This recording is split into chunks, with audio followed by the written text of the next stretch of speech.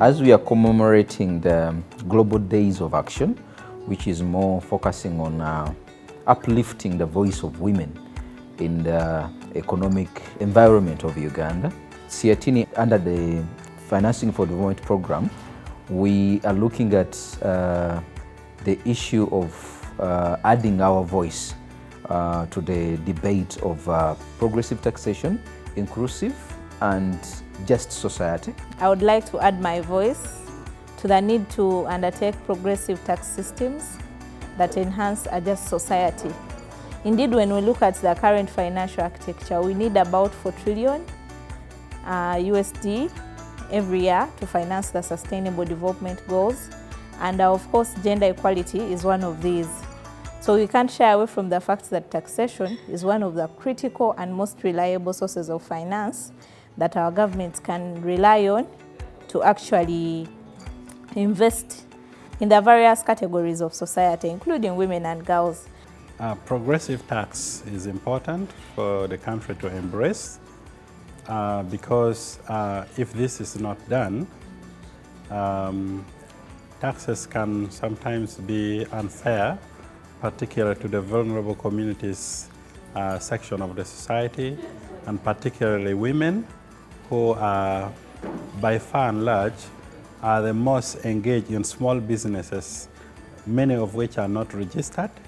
And so having progressive tax systems can help to create an enabling environment for young novice businesses to thrive, and also enable the country to collect genuine tax that can be spurred into the growth of important sectors like health, education, and also agriculture. In terms of achieving a progressive tax, or in our perspective, is that, first of all, the concept of IFF, which is the illicit financial flows, affects a just taxation process, because IFF literally means money that crosses a border without being recognized. So literally you can say it's an illegal money. It's a money that is not properly channeled.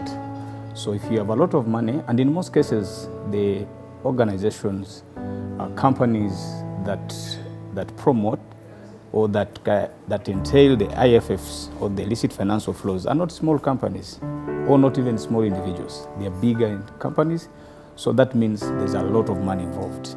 For today, I elect to talk about tobacco taxes, because taxes on tobacco products have been very effective in bringing about a health dividend. And most women find their maternal functions affected or manipulated by being exposed to tobacco products, which are largely consumed by their spouses. Now, progressively speaking to taxation of these particular products will progressively translate to a health dividend, a health gain, because revenue, household income, which ought to have been directed to buying basic needs or supporting education, is being lost to consumption of cheap tobacco products. They are tax policies that basically have a negative toll, especially on vulnerable groups like women.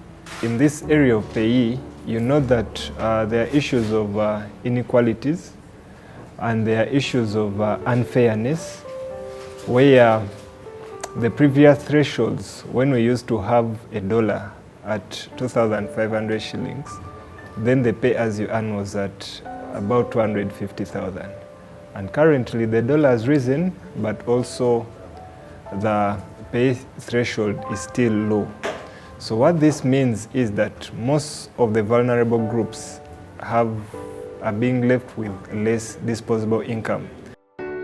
When there is progressive taxation, we can look at education getting better for the children in this country, but it also has a disadvantage because there is a lot of corruption when it comes to that. So instead of government putting those taxes towards the children's education, you realize that they divert it to different ways. As a child rights advocate, taxes can be a very powerful tool to invest in children and create a just society. If we increase taxes, we can actually invest that money in essential services for children, say education. And to me, when it comes to education, I think about early childhood development. Would want to see that more of these consumer taxes that come through don't affect mainly the marginalized, but everyone has a fair share of the taxes. But would also want to see a review in some of our tax policies so that they can favor many of the marginalized groups. The government should be able to have a tracking mechanism, especially if your area has a tracking mechanism, you are able to know how much Kennedy has brought or how much ABCD company has brought in the country and what exactly, how much profit they are making. So you are able to tax them according to what they are getting. We know that government as the donors are shifting and alternating with the revenue.